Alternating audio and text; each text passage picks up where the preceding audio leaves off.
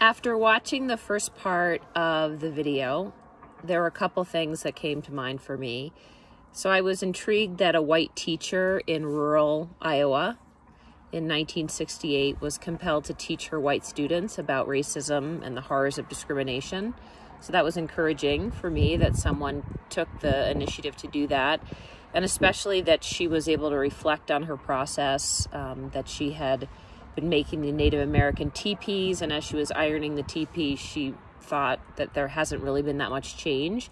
So I like the fact that she modified her curriculum and adapted to deal with the times, and didn't just sort of stay stuck in something. So that I thought was surprising and very positive. The other thing that I noted is that shame is an incredibly powerful emotion, and that it can really be caused by external factors, which you saw pretty clearly with a lot of the kids, and that their change in behavior was almost immediate, which was also surprising. They bought in hook, line, and sinker, and it was interesting to see how quickly the kids really bought into the aggression, or just reacted in an aggressive way, actually, and how they were feeling about themselves.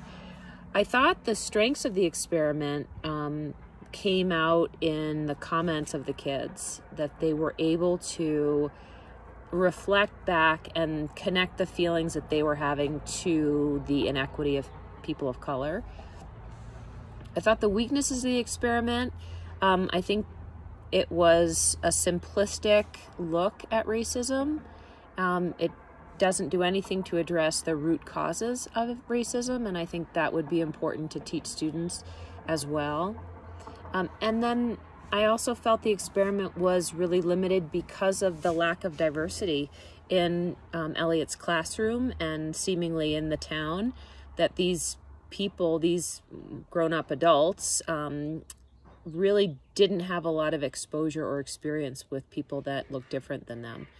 And I think anytime that that's your environment, it's very hard to really enact change in yourself and expect change in others if you just don't have to deal with it day to day in your own personal life.